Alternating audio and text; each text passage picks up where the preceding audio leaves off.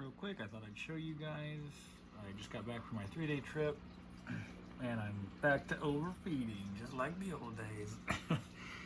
Seriously, bloodworms seem to be working. Here's my chopped up, just frozen peeled shrimp that I get from the grocery store.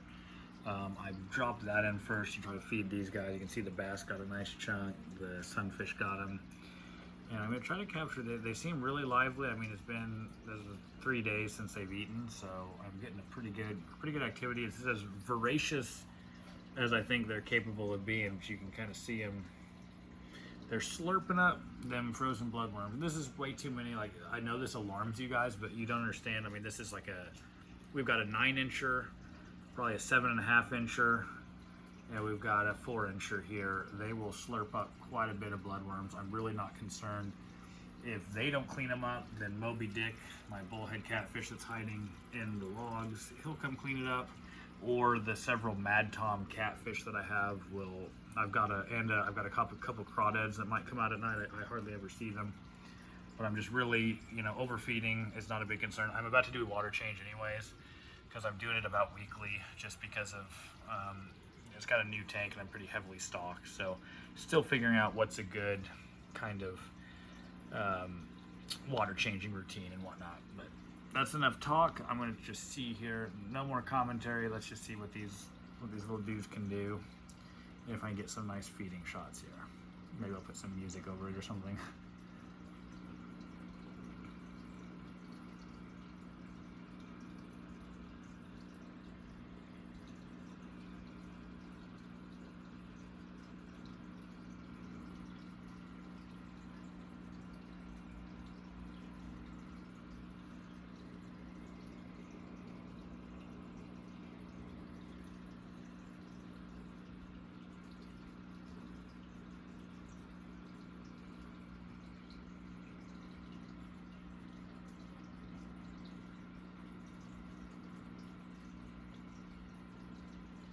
I'm sorry okay, I'm back. Sorry I didn't really leave music, but this irritates me so much. Both of these bigger dudes, these hogsuckers, they're eating well, my hogs. This dude here is so hyped up on caffeine that he won't settle down. Like, there's bloodworms everywhere. There's so much food. Just relax, dude, and slurp them up. Like, you can't possibly not see them there. Like, he's driving me crazy, man. Like, these guys are doing great. I mean, I've got them so well acclimated. I am really happy with their food intake. I mean, I'm literally witnessing them eat. And then this guy over here is just like, he's freaking hyped up on cocaine and he won't relax. He won't chill. It was actually really cool. I witnessed both of the two larger hogsuckers actually take on some of these shrimp chunks, which is good news, right? These bloodworms and the brine shrimp, that is like premium food. All right, I am paying out the wazoo. I'm living outside of my pay grade. I'm trying to feed these poor guys. But shrimp, peeled shrimp, actually, even though that seems like a luxurious food, as far like pound for protein, I'm pretty sure I am like massively saving money. If I can I need to chop them like way more fine. I need these little smaller pieces because they don't like to take big chunks, I'm seeing. But that could change the game if I can get pretty much all of the carnivores in my entire aquarium to take frozen shrimp. So anyways, that is kind of the gist of the feeding video here. I'm going to jump right into, for the next video, I'm going to jump into, you'll notice, actually you won't notice because you guys are probably new to the channel, whatever, but I had an air stone in here. I do have an air stone there. I was leaving the air stone in because I had medication, and it was actually, I needed to take it out, and I did now, but I am so glad I added it in, because when I came back, my canister filters were making a new noise. I'd been gone for 3 days. The canister filters were making a strange noise. I go look, and my intakes over here were absolutely covered in debris because these guys sift. I mean, look at the tank. It looks all cloudy. That's cloudy just because these guys never let the substrate rest enough for it to get clear, which is going to irritate. I know some of you guys are more of like the perfectionist and you want the crystal clear water. I too want that, but I want these hogs more. But I was able to clean that. So that my concern was that this is my only, if I don't have air stones running, my only source of water agitation is my 2 outflows of my canister filters, and it was so clogged up with debris, it was still pushing some water out, but it was very small amounts, and I really would be concerned that I might have an oxygenation issue if it wasn't for my air stone that was in this area, just happily blowing bubbles. Right now, I've got the little, you'll see an air stone back there, which I don't love how that's at. That's just sticking down through by where the canister filter intakes are. I use that. It actually comes on from like 10 o'clock to 10 o'clock. I just have a weird paranoia of like a power outage. Well, of course, it wouldn't matter if it was a power outage, but something happening. For whatever reason, like at night, it seems like oxygenation seems to be a harder problem in this tank. So I use that as kind of an emergency nighttime source. I just hate waking up to dead fish. I don't know what it is about the night, but anyways, I've got that in there. I do need to figure out an emergency system. Like, I love these guys so much. I'm getting so attached to them that we have just weird power situations here at my house sometimes. Like, power will randomly go out for no reason. And, you know, I'd worry that maybe the canisters wouldn't kick back on the way they're supposed to. So what I'd really like to have is some kind of battery-powered air pump that I can hook up to power, which I know it's not really great to have like lithium battery powered air pumps and whatnot like hooked up to power all the time. It's going to hurt the life of the battery, but it's nice that if the power shuts off for a second, you know, for an hour or a few hours, and that air, a lot of these external, like the same air pumps that I use for going out and collecting, they can run for 8 to 12 to even 24 hours in some cases. So having those as a backup would be really nice. The problem is I hate having that tubing in the aquarium. I don't like seeing those bubbles. So I might put it in this corner because of how my scaping, and I know my aquascaping really, my hardscape is really leaves a lot to be desired, but I'm trying. But I'm thinking of maybe having it back there because all these bubbles are there anyways. I think I could have an air stone running in the very bottom there, or in the very corner, and I think it would still look pretty natural. I think it would just make it look like there was kind of a waterfall going down there. If you can't already tell, like with this 220 gallon Missouri native tank, I'm really trying to maintain as much normalcy as I can, which is why you'll see the absolute dilapidated state of my plants. That's because they're native plants and it's winter time. I keep teasing that. I don't know why I keep teasing you guys with the plant talk that I just haven't had yet, but probably not in the next, I don't know, maybe the next video we'll go into plants. But for now, I just wanted to show you guys these hogsuckers. Maybe this will be the introduction to the hogsuckers part 2. I guess it will. Okay. I'm sorry guys. Here we go. We're gonna go right into, this is the introduction to the hogsuckers part 2, which we showed some feeding. They're eating good. And the only other thing I really wanted to talk about with these hogsuckers is, for one, eating was an issue. And that's related as well to why I had medication going in the aquarium. First off, I know everybody should know that is relatively, you know, has been doing the hobby for a long time.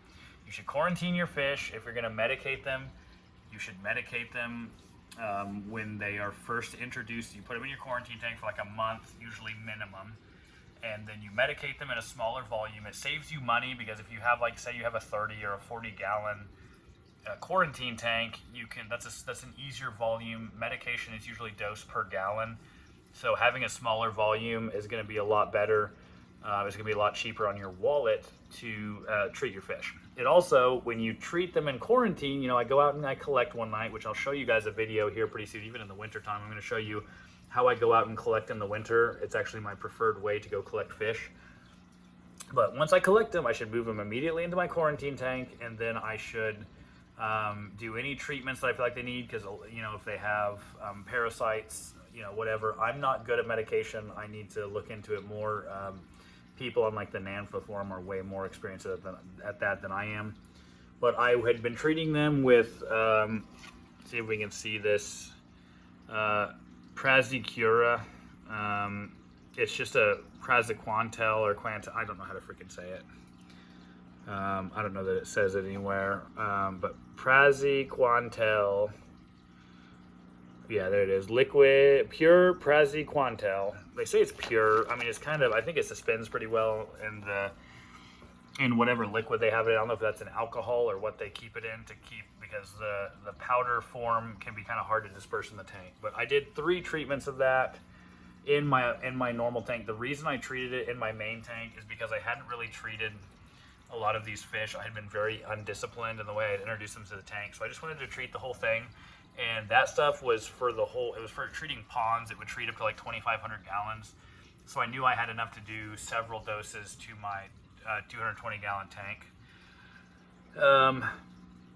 And I'll tell you why I was using the Prazi, and that's because I had read on Facebook on the North American Native Fish Association, or NANFA, on that Facebook page, they claimed, I had several people claiming anecdotally that they had trouble with these things starving to death because they couldn't get them to eat, and they, or like even though they would eat, they would still waste away. In 4 to 6 months they would just starve to death.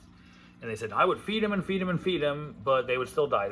And so this guy had the theory that they were, a lot of these, because of the way they filter through the gravel, and they're eating snails and clams and young crayfish and little insects. Well, they're digging and sifting through all the gravel. You know what's in the gravel in the wild is going to be all kinds of internal parasites. I don't know the names of like what kind of parasites are going to be in there, but apparently it's like intestinal parasites. So the theory is with the president. Oh, look at that, he's about to take the, come on, eat it, come on, eat the shrimp. You know he wants to. I don't know if he's quite gonna. Oh, come on, he is such a pig. Look at this big chungus here, has never seen anything. Oh, he's gonna try it. Eat it, eat it. he's trying so hard. Eat it. He wants it. I don't know if he can kind of chew it. Oh, he wants it so bad. Oh, look at that. No, he spit it out. He's still trying, man. This guy will not. He is such a garbage disposal. My word. Okay, I think he's gonna give it up. He's going to the bloodworms. That's so much easier for him. He's like, yeah, forget that. No, he's going back. Oh, I'm sorry. ADHD. Okay. Anyways, the theory is intestinal parasites, and that is causing them, even though they can eat, like Big Chungus here. The theory is that internal parasites just cause it steals so much of the nutrients from his guts. The parasites do before the worms. They steal so much of his nutrients that he, even though he's eating and eating and eating, he's still getting thin, and then he eventually starves to death. That's the theory. The other theory, which is equally plausible, is that you've got all these voracious eaters in here. Man, everybody's congregating where the food's at. So all these voracious eaters, and they just eat so quickly that these poor hog suckers just never get a chance to really eat anything. And that's also possible. In this case, like, everyone's really afraid of overfeeding. I'm going to go into my fish balance, and I want to talk to you. It's a theory. I'm no expert, guys. I'm just going to show you how I balance my aquarium, and I think that I have a pretty good balance of, like, at night, the lights turn off. At the end of the day, whatever food is uneaten, my cleanup crew, my nocturnal cleanup crew, is going to clean the tank up. And then by the time I come up in the morning, I'm not seeing all this. Like, none of this stuff is going to be here. All this stuff that you're seeing in the tank, none of it's going to be here. For one, Big Chungus is going to clear it all out before I even shut the lights off tonight. And if they don't, if whatever they miss, Moby Dick, the channel catfish, and my channel, or my slender Mad Toms, all of those guys are going to clean up whatever's left. And the nice thing about these hog suckers is they're actually a daytime cleanup crew. Like, as far as a substrate cleanup crew, I've got snails, I've got hog suckers, and then I've got catfish and Mad Toms, and and crawdads for nighttime. And that's just a really good cleanup crew. So anyways, I guess the theory is that people are so judicious, and for one, it's expensive. So I understand dumping in this food. I mean, this is bankrupting me trying to feed these guys. I'm really excited to hopefully just get them eating frozen shrimp or chopped up, peeled frozen shrimp, because I think it's going to be a lot more affordable in the long run. Tilapia, I've been able to do tilapia, but I don't know. I think shrimp and crustaceans, I think the fish just like those better. And very, very high. You're not going to really get a higher protein count than just peeled shrimp. So anyways, my solution is I just did both. All right, I don't know. Like, the guy could be wrong. Maybe they don't all have parasites. Maybe some of them do, some of them don't. But I'll tell you that it was not expensive enough to just try the Prazi. I just did. And I did. It took me, probably 2 weeks to do enough doses. You'll have to read up. I highly encourage you to read up on the theories behind that and whether it works or how it works and how effectively the Prazi works in the aquarium. There's people telling me that I've got like external parasites on the stone roller and one of the horny head chubs, the guys with the orange fins, still. and they're telling me that I need to treat with something else. I think I'll forgive it. Erythromycin, maybe. I don't know why. I don't remember. And then maybe metronidazole will help with external parasites. I'll have to look into that. There's a possibility I'll have to remove some of these guys, which is going to be a huge pain, and put them in a quarantine tank. But essentially, I'm doing the Prazi, and then I'm overfeeding for now. I'm doing extra water changes. I'm cleaning my canister filters just a little more often. And it's a confounding variable. So I cannot tell you guys that, hey, you need to use Prazi and you need to overfeed or find a method to get food delivered to these guys. What I can tell you so far, and I'm only about a month or so in, maybe a month and a half. I think I'm only a month. I'm barely probably a month in with these guys, but 1 month in, this guy is fat. I mean, the proof is in the belly. All right, he's a fat dude. He's eating well. He eats all the time. He's very active. I'm getting pretty good with this, with the medium-sized dude. The small guy, I just can't get him to settle down and get off the crack long enough to actually eat effectively, but I'm still working on him. So I'm feeding them heavily, and I use Prazi. And one of those apparently has worked because this guy's, he is thriving.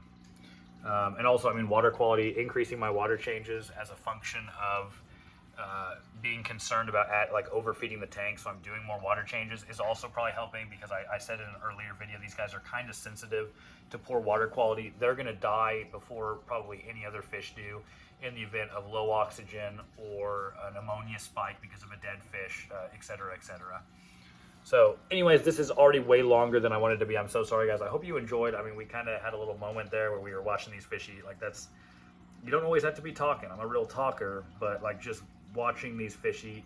If you want to see it again, you can always play me on mute and just watch the fish, or, you know, you can hum a nice little song in your head. But anyways, I didn't even tell you guys who I am. I'm sorry, whatever. I am Mo Native Aquatics. Name's Ben, and welcome to the channel. I'm very new here, so a lot of you guys are going to probably be first-time viewers. Those 40-something subscribers that I have, which I cannot believe already, I appreciate you guys stopping by. Your comments have been so awesome. Everybody who's leaving those kind comments, I'm trying to go check out their channel and leave a subscribe when they subscribe to me. And I'm really enjoying, I'm actually experiencing some new channels as well that I never would have found otherwise. So I'm really enjoying this startup YouTube community, and you guys are all just absolutely phenomenal. So like and subscribe if you enjoy this content. Leave a comment, and I will engage with you now, because I am a tiny channel, so I can respond to every comment. Hopefully I can do that long term. But anyways, I will see you guys in the next video.